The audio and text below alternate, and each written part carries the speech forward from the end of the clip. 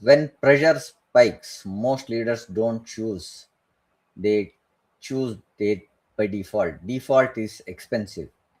If your best decisions collapse under stress, your strategy is already at risk. In the next 30 to 40 minutes, you will learn practical operating systems to stay calm, think clear, and make defensible decisions, even when urgency, conflict, and uncertainty hits. In India, it's always one execution culture, fast scaling, tight timelines, constant firefighting. Pressure is normal, as so is hygienic becoming a leadership differentiator. Globally, AI is driven speed and role disruptions are increasing decisions loads, making human skills like emotional intelligence and self management more critical, not less. Before we dive into the topic, let's look at a small video about Power of Knowing Forum and the journey of Power of Knowing Forum.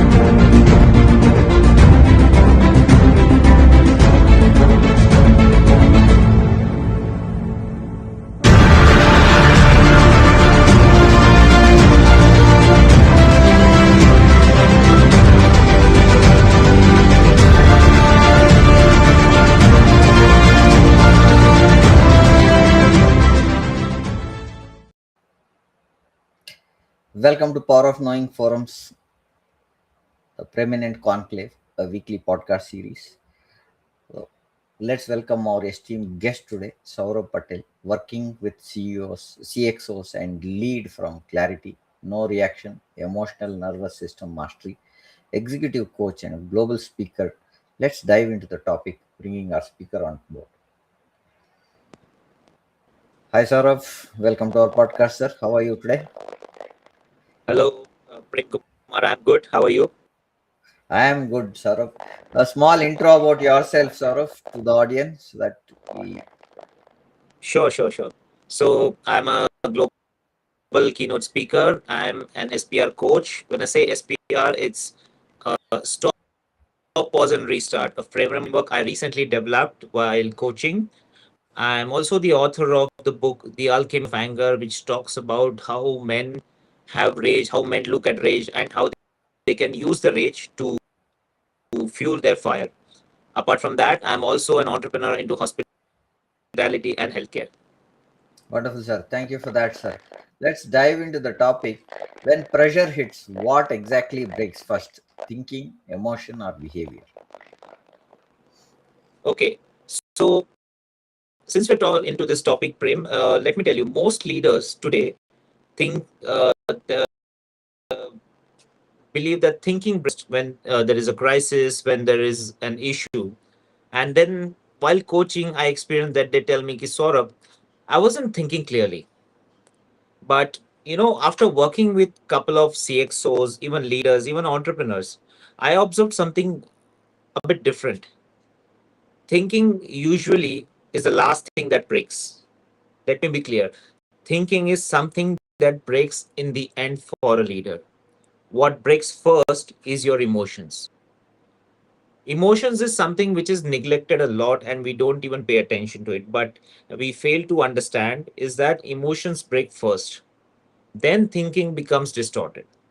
And that is when you lose clarity. And that is when your behavior, however it is, becomes visible to the people around you. And by the time your team or your people in your office or people around you start noticing the behavior, the internal behavior, the decision making system is completely affected. In fact, the decision making system is completely compromised because of the behavior.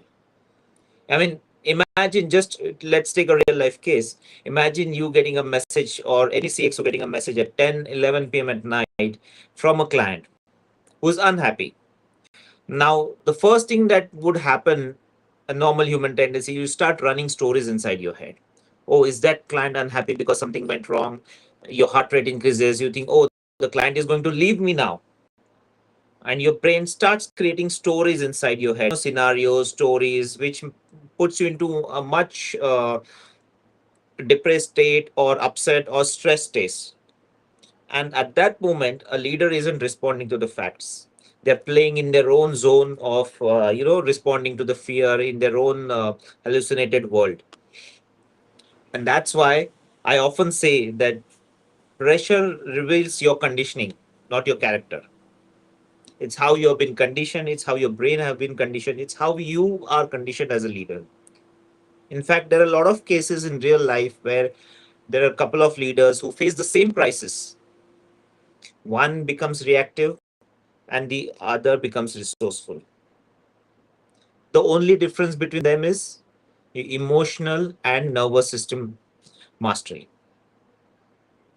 Now, I was looking at one of the uh, case study where how a leader looks at and a leader thinks. So this was about a marketing stuff where two marketing guys are sent to South Africa for a shoe or the slipper business to be started there. So both of them land in Africa, and it so happens that this one guy starts talking, saying that in the evening he goes, the whole day he goes. Both of them look at the market, they study the place, they look at the people, they understand the culture on a high level. This first day, right? So they go and meet. Then what happens is the first guy calls and says, "Where have you sent? Nobody wears slippers and there is no market here." Okay, then this guy is saying, "How will I sell? And if nobody wears slippers or shoes, how do I sell this? Because it's not going to happen." The next guy calls and says, "Wow, nobody wears slippers. Big market." So the thinking is about more about how you look at the markets, how you look at the situation, how you look at the possibilities. Most of the time, we don't look at the opportunities. We look at only the blockers that are there. I think that's the major thing that happens when and pressure hits. It's a pressure situation. I have gone there. Now I don't know what to do. Whereas the same pressure hits the other guy, but he takes it very positively, right? So I think there are one. What are the three top pressure patterns you see in CXOs today? And my view to these three pressure points is one is rush to solutions, right? The second is blame loop. I think if it's not working, blame somebody, put that this one. And always controlling, micromanaging, always control speak, right? Spike, you control everything and anything. So these are my views. What is your things on three pressure patterns that are there in the industry for CXOs? Yeah. So first of all, the story is very well known about marketing, which you mentioned. They say adversity is, brings opportunities, and the other guy saw the opportunity, and it's all about perception, how you look at things, how you measure things, how you prepare yourself, how your brain analyzes, measures things, and then looks at it from an opportunity or entrepreneur point of view. And that's how a lot of people have. That's how a lot of people, a lot of entrepreneurs have actually made up out of the opportunities where everybody has had given up or lost hope. Talking about your second question, yes, the three patterns which you just mentioned. First is rushing to the solution. This is a very common trait in a lot of CXOs. In fact, it was a very common trait in me as well. Whenever there was a problem, in fact, even when I started coaching, initially I started rushing my client to a solution. And that is when I realized that high performers don't literally push you or go for immediate results. We always have been conditioned that, if there is a crisis, if there is a problem, or if there is a situation, let's rush to the solution and let's find the solution. That's the first thing to do. But I think instead of rushing to the solution, which actually, they say speed is the name of the game, but a lot of times speed gets confused with effectiveness. Effectiveness what matters, and sometimes fastest decision becomes the most expensive one. So decision with the right measure is actually important than rushing to the solution. Second thing, managing. There is a fear, and because of the fear there is an anxiety, and because of the anxiety a lot of leaders, instead of delegating, start micromanaging. That's how they have been conditioned. That's how they have been taught leadership. So if you are wearing a leadership mask, and it's often about anxiety or stress, or the stress to get results, you end up doing micromanaging things, which may temporarily give you the result you may desire, but in long term it's ineffective. In fact, it might even disconnect you from your team. It might lose the trust within your team. It might even lower your team's productivity. And the final outcome because of this is all what we all know: huge attrition. People leave you because they find it suffocating to work in such environments. So, too much control is again damaging. Instead, the right way of delegation is what is needed as a leader. And blame game is what we see so much in the corporate world today. In case there is any pressure creates fear. In case there is any insecurity or a situation or crisis, the first thing a leader asks is, whose fault is this? Instead of that, they should be asking, how can we solve this? What went wrong? But because of such questions, this creates uncertainty within your team. When you find someone to blame, everybody in this team starts looking at each other, starts pointing fingers at each other, and that leads to distrust. Here, the problem is when blame enters, learnings, understanding, measuring, everything leaves the room, and that is a disaster. And I think what we are saying is when it is in pressure, I think you need to control your emotions and the Yeah, pressure situation. Whereas if exactly. you control that, I think most of the challenges, as you rightly said, once in pressure, rest all thinking, you go blind. There is nothing that Yep. goes positive, and there is a lot of chaos that happens. Now, Yep. most of the time, what I see is in that situation there is no clarity, as you rightly said. Now, what's one intervention in the first 60 seconds that restores clarity in those chaotic moments? What is your point on that, sir? So, as per psychology, there is a very thin space between the stimulus and response. Hmm. If you look into psychology, most psychologists, therapists would, even the great psychologists like the popular names, would tell you the same thing.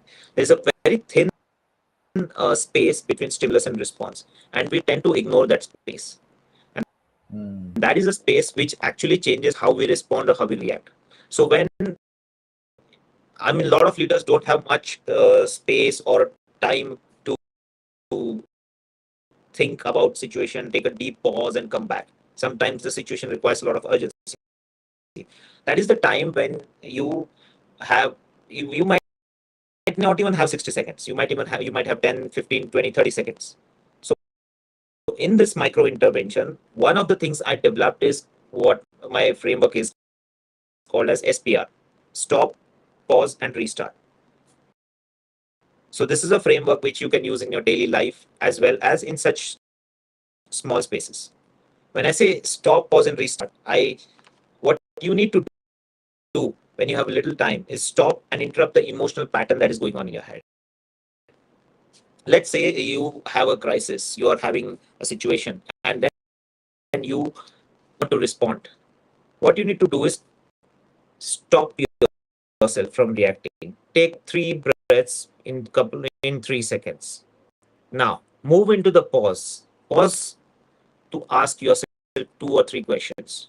What is happening outside me? What is happening inside me? And the third, am I reacting out of fear or facts? The moment you ask your three questions in those couple of seconds, you restart with intentions and not emotions. And when you restart with intention, you actually learn to respond to the situation with clarity and the right measure instead of reacting with impulse. So even a 30-second space or a 20-second space is enough to use the SPR. Very rightly said, Saurav. So what I also look at is under pressure, right? We narrow the attention and shift the short-term safety thinking, right? So we see if I can achieve something for short term and then look at this one. And the calm leadership protects decision quality because when you, my boss always used to say, is when you are in a chaos situation, please understand what the team is telling to you. What is the data which you are seeing rather than responding. You need to understand first whether the right pointers are coming or you are also getting into that chaos mode. Ask for before and after. What happened before? What was the issue that we faced? Kind of, if you are able to give probing questions, I think we'll bring down the chaos moment into a situation where you can understand it better. Take some kind of decisions where speed versus quality. What is the speed that we did? How did the quality impact when you slow down to avoid rework? So such times when you have this challenge, we also look at some of the rework that has to be done. So I think that's the first thing. What I will say, pressure reveals your operating system, not your intentions, because how you operate under pressure is what is coming out, right? Now, which uh, regulation regulated skill matters most? Self awareness, interruption control, or recovery at speed?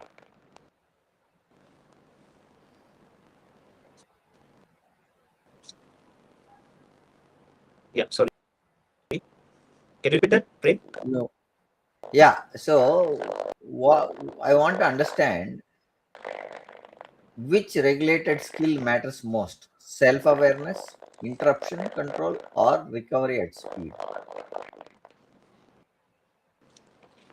So, the first thing I want to say is when it comes to self awareness. Self awareness is important. I'm not saying no. Self awareness is important, but it might not lead you to what you're expecting. So, self awareness to a certain extent can get you to understand what is happening with you. But at the same time, what is required uh, an interruption in order to stop being reactive. Now, awareness might be useful, but it won't change the behavior. I met a couple of leaders who actually know how trigger affects and still react. But one of the successful leaders who have been performing at a very high level recover faster. Recovery speed is more important than self awareness and interruption, because we are humans. No matter how evolved we are, no matter how healed we are bound to have triggers in our life. We are bound to have triggers in a personal life, professional life, boardrooms, business scenarios. What separates a successful leader from another leader is how they recover. Hmm. Both the leaders get How triggered. fast also is important, is How what I. fast they recover. Exactly. Successful leaders have recovered really fast and they have moved on to find in the right way with me. So that is what separates a successful leader from the one who's struggling. The recovery speed. I'll take one example here. We were in a project, and there was a, this is an IT project for a banking system. We were building their system, and suddenly the system crashed, and we were there in the office. But it was an application failure, not the. I was to take care of the infrastructure. So we were in the bank, and the bank suddenly stopped working, and everybody were in chaos. And then my boss said, what are we doing here? Where is the server is in the data center. Why are you in the office? You should be in a place where the server is there and do something. If you sit here and do something, nothing will happen.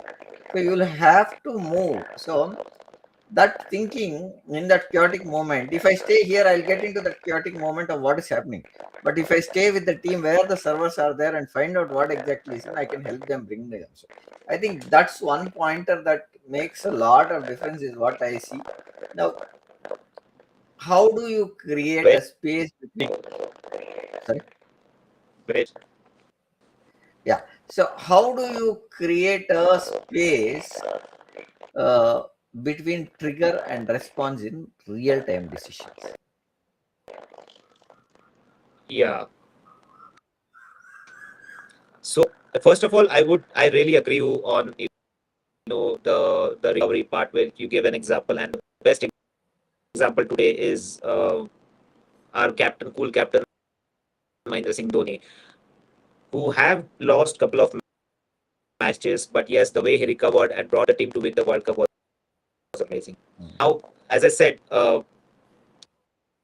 there is a space between stimulus and response, and since you asked that how do you create that space between trigger and response, that's where the real work lies, because as I said, the space is completely ignored a lot of times. In fact, most of the times, because we are always in the rush to find a solution. And to be honest, most leaders don't have an emotional problem. To Mm. be honest, most leaders have a speed problem, Okay. the recovery speed. Yeah. Let's say, for example, if you're in the boardroom, someone says something which you did not expect. An unexpected email arrives. A Mm. customer complains if you're in the retail business or a B2B business. A board member challenges you, for example. The reaction happens very quickly. Even though the awareness arrives, and you don't even realize, and you Mm. think, oh, what did I just say? Leadership actually lives in that space between stimulus and response, or trigger and response.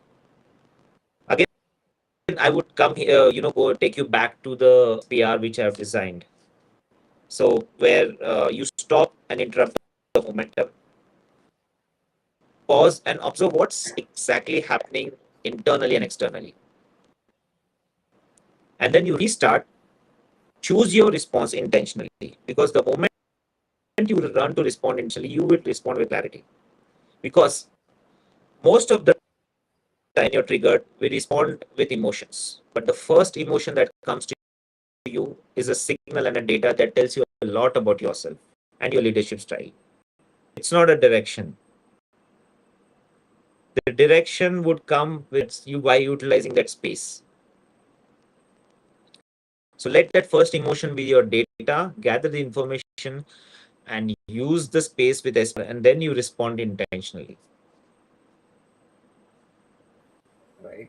Now, what daily nervous system practice realistic for CXOs, right?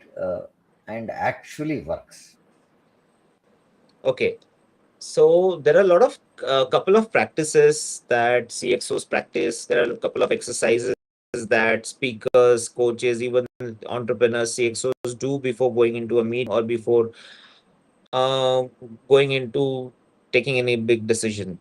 Apart from SPR, I think if you want a very simplistic exercise before you enter a boardroom, before you go on a stage, just ask yourself, what energy am I bringing into this room? And then do an introspection and do a 30 seconds of thought process trying to answer that question. Second thing, if you wish to calm your nervous system down because you're anxious about the meeting, do a box breathing. And most of the people who know box breathing, but those who don't know what box breathing is, you inhale for 4 seconds, you hold 4 seconds, and then you exhale 4 seconds, and then again you hold 4 seconds. If you do this 2 or 3 times, it immediately calms your nervous system. And most of your reactions, most of your emotions come when your nervous system is not calm. The moment your nervous system is calm, you automatically learn to respond with clarity, peace, and calm nature. Even apart from this, maybe you can even, before going to a meeting or after the meeting, you can ask or do journaling at the end of the day, thinking what did I read on, how did I respond, what I did differently today, what I can do differently tomorrow.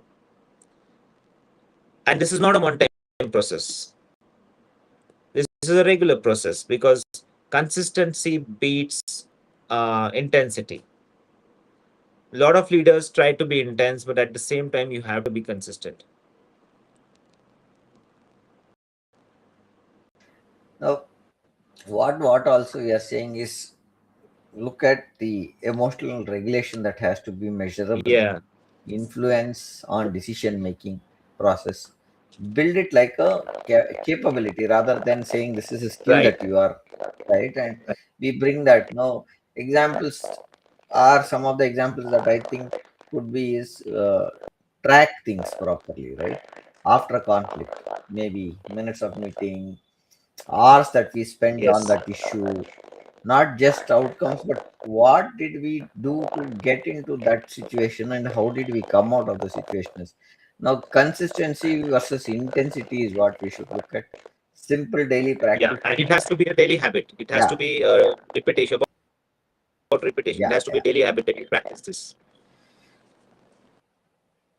So if that is there, then it's a big reset that we are trying to bring in, right? So now what I also look at is calm is trained, not a personality gift, because you will have to Yeah. train yourself in such a way that in a pressurized system, situation or a system, you need to understand how to stay calm. That is more important, is what I take from your pointers. Now people always take decisions under pressure. What's your defensible decision framework for leaders? Okay. So calm, yes, it's calm is not a personality. For some, calm is a personality trait. For a lot of them, it is not. And especially people with short temper, calm, being calm takes a lot of method, lot of habit, a lot of work to do on oneself. But being calm is not weak. Being calm is not being quiet. A lot of times we mistake being calm as weak, non-reactive, quiet. But calm is someone who has who a person who is calm is emotionally regulated. That is known when to react, when not to react. Now, yes, when we talk about being defensible, it's not about defensive. There are two different words. Being defensible is something when you take a decision, when you bring something on the table, and you can defend it for the right reasons, for the right cause. The biggest myths I've noticed in my 3, 4, 6 years of coaching is uh, lead not all leaders, especially successful ones, make perfect decisions. They don't. Not every successful leader makes a perfect decisions. The decisions are not perfect, but right decisions. And the right decisions are defensible decisions, which what most of the successful leaders, entrepreneurs, CXOs make. Look, leadership is not about complete certainty or complete management of everything that is in your hand, your team, your task, your everything. There is going to be uncertainty. And leadership, CXOs, was watching a video today, and yes, Captain Raghu Raman, who's very well known coach, and he was also saying that what most people see about CXOs leaders is, the fancy cars, fancy lifestyle, fancy offices, coming on their own time, traveling. But what they don't see is the uncertainty that lies behind the profile. Leadership is about uncertainty always or most of the time. The goal is not just to eliminate the risk, but to make decisions that can be justified based on facts, clarity, and consequences. Let me repeat that. The goal is not just about eliminating risk, it's more about making decisions based on fact, clarity, even risks and consequences. Very, very important points there, I think, for the leaders. Now, if we are asking the leaders what they must do on a pressurized system, what are the three questions leaders must ask before making a pressurized call? Facts, risks, or consequences? Okay. So yeah, more many times leaders fail to ask what they know, what they would face, or what are the consequences attached to their decisions. A lot of times the decisions are impulsive, and the consequences in the end come out very strongly, which affects the company, the revenue, the team, and the morale of this leader or the CEO. When a CXO or a leader or even an entrepreneur goes through a pressurized situation, they have to ask three questions considering these 3 points. One is fact, risk, and consequences. When it comes to facts, they should be asking, what do I know? What facts I know? What are the figures that I understand? What are the important facts related to the situation that I know? Second, what am I assuming? A lot of times leaders assume too many things just when they create stories inside their head. And the risks involved are enormous. In fact, risks involved are much dangerous. So ask yourself as a leader, what am I assuming? What are the risks involved? And third, and the most important thing, like I said, consequences. If I take this decision, what are the consequences? Or what is the outcome?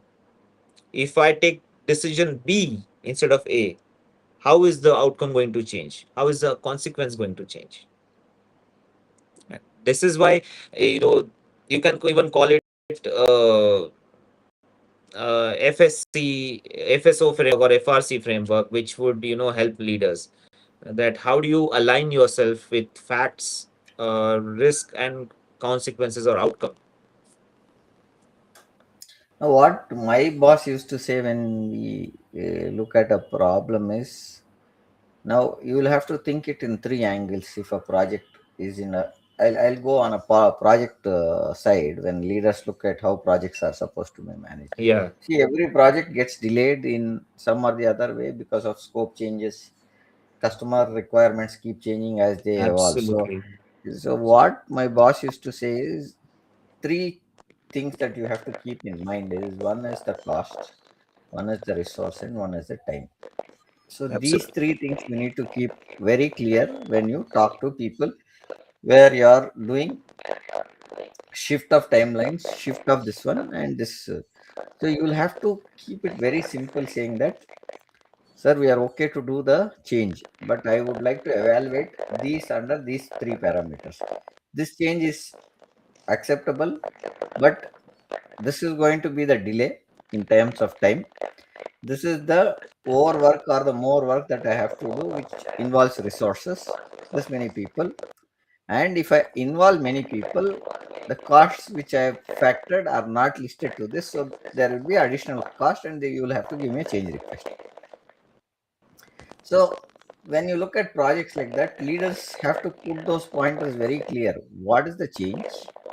If the change is acceptable, what is the cost? What is the duration that the project will stretch or change based on what is the new change that we are doing? And what is the overall cost that will come because of this change? I think So it's this the is what I think, right? And yeah, what happens is when we do things in urgency, we don't evaluate these pointers. When you evaluate these pointers, I think the clarity comes in, and that's where I think you can do lot of things. What do you do when there is no perfect data, only partial truth and time pressure? yeah. So you rightly said about that, we are always prone to urgency, just like I said a while back, creating the decisions, rushing up to finding solutions, and then urgency always hijacks the way you work, the way you want to create an environment or even take decisions. But I would suggest, in my own personal experience, and even from my coaching experience, even from watching a couple of leaders in the last 5 6 years, that today's 2 minutes, 5 minutes would definitely save you a couple of months risk. It's important not to rush. It's important not to look at urgency, because when urgency rises, discipline, everything goes for a toss. You are in a very urgent state of mind to take a decision. Everything goes for a toss. So maybe take some time, gather some facts, look at the stakeholders, outcomes, risk, and that would help. Yes, coming to question, no perfect data. Yes, there is never a data which is perfect. Even data is quite dynamic. Uh, Data is keeps changing, so there is no perfect data. Assuming the data which you require to make decisions is perfect would definitely lead to certain consequences. Most leaders today try to have decisions on this data, which leads and try to find data quickly, which again leads to incomplete information. And incomplete information is again very dangerous. I mean, as a leader, always ask yourself, do I have enough information to take the decision on this, or do I have the enough facts and figures to make decisions for the next coming one? Of course, again, you have uncertainty in the data, uncertainty in the situation. But again, waiting for certain things would create bigger risks. So always have certain contingencies, always make sure that the data you have or the information you have, which may not be perfect, is verified or weighed in order to take the right call. Got it. So what we are looking also is high pressure pushes leaders towards fear, short-term safety, Yeah, re-anchor, and facts are always to have outcomes that are not measurable at the moment, and exactly, for exactly. fewer decision revivals, fewer panic escalations after applying the framework. I think you said there is a framework that you want to put across. So when you have a framework for having high pressured situations, I think that's the way you can. Yeah, Now we should look at it right now. From that point, leadership presence is under pressure always, right? How do always. calm leaders communicate so that teams don't spiral? Yeah, leadership is always under pressure. That's one of the traits of being a leader. Just like I said 5 minutes back, the fancy uh, lifestyle of a leader is what attracts, but what is the pressure that they go through? Most of the leaders go through a lot of depression, uh, some of them suicidal tendencies, some of them keep giving up. That's the behind the scene situation of every leader. That's what is hidden behind the fancy lifestyle. And it is totally ignored and normalized, unfortunately, because when you're a leader, people are like, it's a job to handle pressure. Why you worry? But that's not only the job, that's a way of living that has happened for a lot of leaders. And people watch, especially your team who you're working with, as an entrepreneur, as a CEO, people watch leaders closely during uncertainty.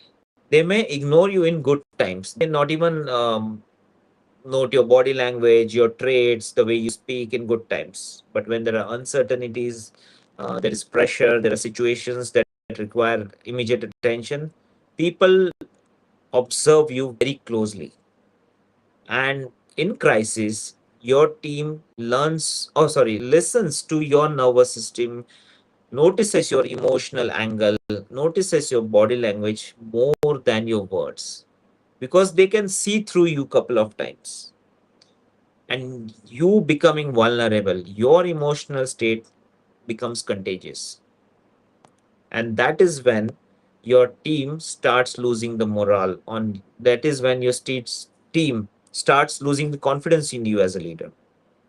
A calm leader would definitely attract build confidence in his team, but a shaky leader would definitely lead to in confidence from lack of confidence in his team for himself. It would actually also lead to distrust in the team. So when you are in an uncertainty, the thing about communication is you have to modify the way you speak. It's like this. So we did not anticipate this. We did not anticipate the situation. What can we do right to change this? How can we contribute? What went wrong, or what can we do right? What can we do something different? Instead of, oh, how did this happen? What made you take decision? Who did this? Whose fault is it? This is again going to create a lot of distress and ruckus and ambiguity, of course. So the way leaders communicate, the way leaders ask questions definitely impacts how they look at the situation and how your team look at you as a leader. We spoke on this, right? Where Yeah, we yeah, said yeah. we have the situations where they overreact, or Overreact. Yeah. so I think that's what do leaders say in the first 30 seconds of a crisis to reduce chaos? Okay. Ideally, to reduce chaos or to build confidence or to calm your team, you should be saying like, what do we know? Just like I said, what do we know about the situation? What do we don't know? What information we don't have about the situation? And what are we going to do next? Hmm. This builds a strategic and analytical environment where everybody learns to start finding out the facts, the research, instead of getting into a negative spiral. Because people, of course, they need certainty, they need direction, but direction is what is a team needs more than certainty in a crisis situation, because they don't know what to do next. They may not know which direction to head into. So these three questions is what a leader should ideally ask in the first 30 seconds. What we know, what we don't know, and what are we going to do next? There was one example which I want to take. Is there was one? I think this is with Cafe Coffee Day is what I think. When Siddharth passed away, right, and they were having a lot of. I think we should say that that pointer where there was lot of depth and where leadership changed suddenly, whole of that chain went into a situation where I think they will go closed or something. But the lady, Siddharth's wife, joined, and she's turned that business into a profitable business today, right? And Yeah. it is very profitable today, and she's able to clear all those things. And there was another example which where we said is it's the same situation. The wife or uh, wife did not know the business at all, and everybody thought after his death the business will either close down or she'll sell it off. So when she was invited for the discussion, what happened is she told what is working well, let's keep doing that. What's not working well, let's look at why it is not working well. Exactly. These are the two things if you do, I think we can turn out. Yeah. I think most of the time when you're too much into things or when you're too stressed about the situations, as I said, you lack clarity, you lose clarity. And when you lose clarity, as a leader, you fail to see at the situation, even if the solution is right then and there. Maybe you need a different perspective, a third person perspective, to look at the situation from a different angle to help you out that yes, there is a solution if you do this.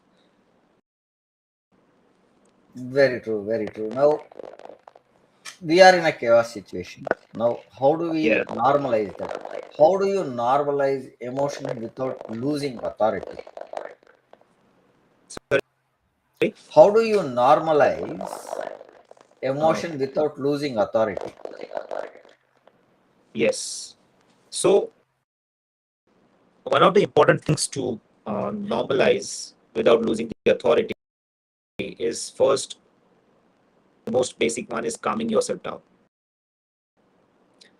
calming your nervous system. Because again, the way you set a tone with your team, that builds their nervous system as well. It becomes their reaction as well. So it's important that when you get into a situation, instead of asking, who messed this up? It shouldn't have happened. How did this happen? We had done everything right. What made this situation arise? Change that. Change the way you speak, change the way you address the situation to what can we learn from this and how do we change this? What right do we need to do, or what, again, what different we need to do to not go back to this? So the questions you ask, the way you speak, the tonality that you use changes everything in a crisis situation.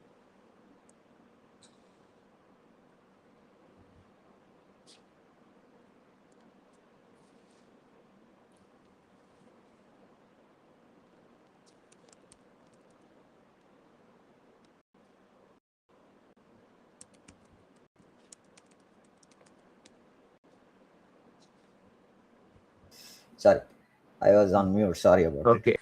What are the two phrases leaders must stop using under pressure because they create a fear loop, right? So, what are the two phrases? Yes. So again, as I said, stop blaming or making reactive statements. In fact, again, as I said, use what we learn. What can we learn from what went wrong, and how? What do we need to do right to get things back on track? Because acknowledging what went wrong is something very important. It will definitely conquer your fears and lead you in the right direction. But if you don't acknowledge what went wrong or what would you want to learn from the situation, it will definitely again leave you on the blind side. Yes. And another thing is, do acknowledge the pressure your team is going through, the stress your team is going through, by saying, okay, I know this is a stress situation. I know this is frustrating. So let's focus what we can control rather than what we cannot. All these things will help you regulate your team's nervous system as well, and that is how you can, you know take them through that stress situation to a solution based environment. A great pointers there. I think what strong thing that you should look at also is from a leader standpoint. From what I understand, is acknowledge that they are in a situation. Right, the first Yep. point. Yes, we do have said normalize the emotion while keeping direction. Emotional labor needs to be recovery too, right? So I Yep. think I'm scared now. I'm scared, and you make me scared more. I think I will not perform. What we Yeah, can tell is you say, yeah, we are in a situation now. Let's look at what went wrong. That we discussed in some time back. So exactly. And if you where are we notice, standing? Where are yeah, we so standing? How much?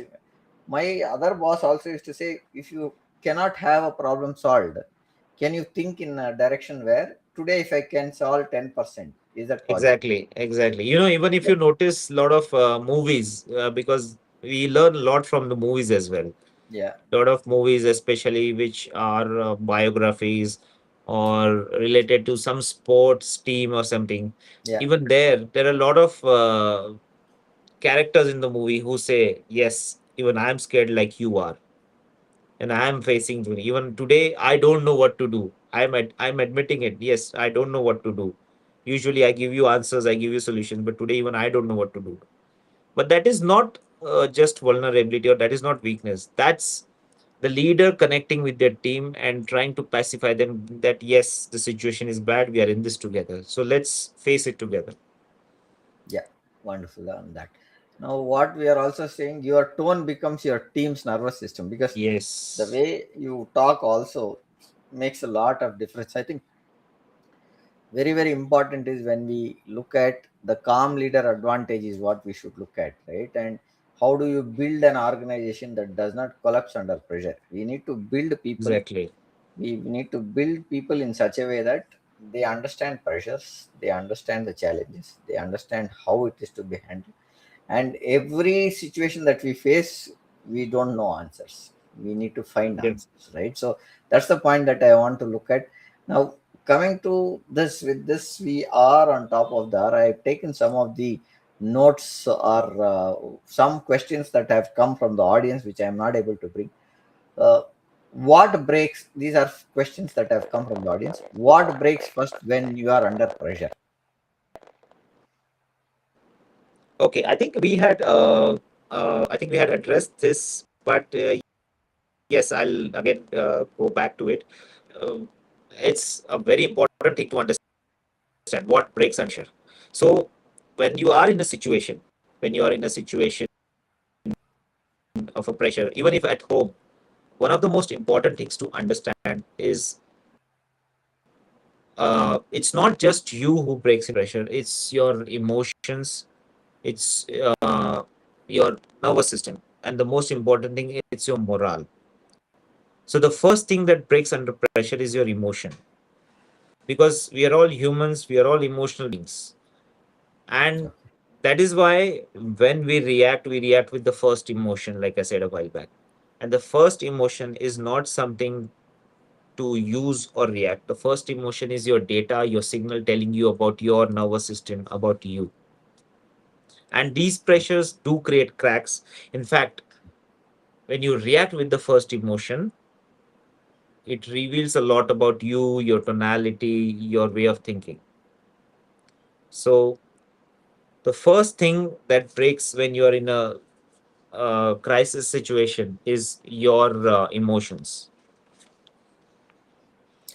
Now, what is one decision that you regret because it was taken in urgency? Is one question that I've got. Sorry, what decision you've taken into urgency? What's one decision you regret because it was made in an urgency mode? Okay. There are a lot of decisions in life which I took in urgency, and I do regret a lot. But uh, let me take you to a personal level. Let me take you on a personal level, where I want to tell you the story of my daughters. So my daughters are COVID babies, and as you know, they're twins. So when they were very young, like they were infants or toddlers, I was a very short tempered guy, and I was used to taking decisions impulsively. And one day when we were alone, me and my daughters, we were home. We were alone inside the house, and I was supposed to take care of them throughout the day because my wife, my parents were out. And it was just I think the second lockdown of COVID 2021. So what happened is my wife said that, okay, I'll come home and then I'll feed them. You can wait for Mm, me. But my daughter started crying. They were infants, maybe a year old or so. They started crying with hunger. They were very, very upset. And then I decided to feed them. And I took the risk. And that risk was very dangerous because the moment I started feeding them, they threw their hands. The food was everywhere. There was a guy, electrician, waiting to, to fix the electrical points at my home, and it was a chaos. Instead of waiting, calming them down. Now, this is a personal example, but let me give you a example from a boardroom which I faced. Um, Before COVID, I was into healthcare, mm, and we had a situation where we had to supply very urgently to one of the customers. And one urge, I was new into business. It was just 2 or 3 years, and I was very anxious, excited. Okay, this is a business. I want to grow it. I'll do anything to get to the customer, no matter how much cost it's going to cost me, how much money it's going to cost me. The moment I was in that zone and young, excited, so we had to supply certain equipments or small equipments to our customer. And In a hurry, what I did is I took the equipment, I put it in my car, I drove the car to the customer who was outside Mumbai. Whereas later I came to know that the customer was arranging certain courier service to pick up that equipment. But out of excitement, out of impressing the customer, being new into the business, I went, and I had a major accident on the way. Oh, Luckily, I was safe, but the because I was very excited, I was driving with that enthusiasm to take it to the customer, deliver it, make them happy.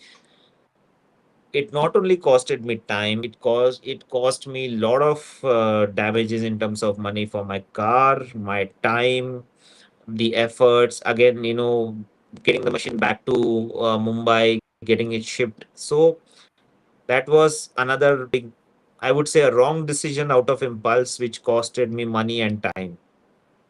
okay. So a lot of times, even we leaders, everybody takes impulsive decisions without thinking what it would cost us, and it definitely cost us a lot in terms of revenue, productivity, outcomes. Thank you for that, Saurabh. With this, I have taken few takeaways. I just want to bring them up here. Calm leadership is one operating system. It protects decisions quality when stress spikes. That's the first pointer that I've taken. Emotions regulate trainability, and it changes decision outcomes by creating space between triggers and response. We spoke about this, where Yep. how do you look at triggers and response. Under pressures, facts are over. You told that when in pressure, we forget everything else and we want to look at a solution. Fear is a practical reset that prevents short term decisions from creating long term damage. I think that's the Yep. one point that leaders who normalize emotion and practice recovery sustain performance without burning out their teams. Because when the leader is burnt out, the teams also are in stress, saying that what they are supposed to do, how they are supposed Exactly. to do, They're what lost. They're supposed to do. confused. Yep. They are confused and they are in fear also. That's Yeah. the Yeah. bigger thing. Today we are in the AI regulated world, right? Emotional intelligence and human skills remain top tier advantage for leaders and organizations. That's what I have. And with this, we would like to close our session for today. Saurav, thank you for being here. The strong statement that is pressure is inevitable, but reactive leadership is an optional point, right? That's what we want to say. Calm leadership win because they protect clarity, communication stability, and make defensible decisions. Don't need to correction at later, which can cause an issue, and we have to rework on it. So that's where is what I think. Uh, One pressure trigger you will interrupt is in the next 16 is reset before responding, because you'll have to reset your mindset, reset from that situation, and then respond. Otherwise, it will go into chaos, is what we are seeing. And Yes. with this, I would like to conclude our session for today. Any pointers that you want to add before we close, Saurabh? Yeah. So just like you said, the pressure is inevitable, and that's the environment is because any organization, any startup which has to grow, pressure is inevitable. But I just want one point to make here to all the CXOs, leaders, senior leaders, even middle managers, even entrepreneurs, young entrepreneurs coming out with a lot of startups today. Uh, One point I want to make is, yes, you work on your emotions, you work on your nervous system, you define how you face fears, but also learn to monitor a couple of things when you're going through such stressful situations. First, learn to monitor your burnout indicators, not just yours, your team's burnout indicators, because that's very important. You know where it's, when you know the indicators, you know where it's all slipping away. Second thing, leadership turnover. We know the organization turnover, we know the revenue turnover, we know the business turnover, but we never measure the leadership turnover. How the leader is becoming, what is he getting in return, how is he, where is he leading the team, he or she is leading the team. trust levels. Do monitor the trust levels with you, your team, which what is creating a distrust, like we spoke, what is creating a trust in your team. And most importantly, meeting effectiveness, how your meetings shape up the effectiveness of your decision, of your strategy, everything. If you learn to monitor all these things, you will definitely have the right measurements, statistics, time to time, in order to lead your team, in order to take the right decision, in order to proceed in the right direction with clarity. That's it. Thank you, Saraf. Thank you for that. Thank you, audience, for joining us today. With this, we would like to conclude our session for today and see you next Wednesday with another topic. Thank you. Thank you, Thank Saraf. you so much. Thank you, Prem. Thank you, audience.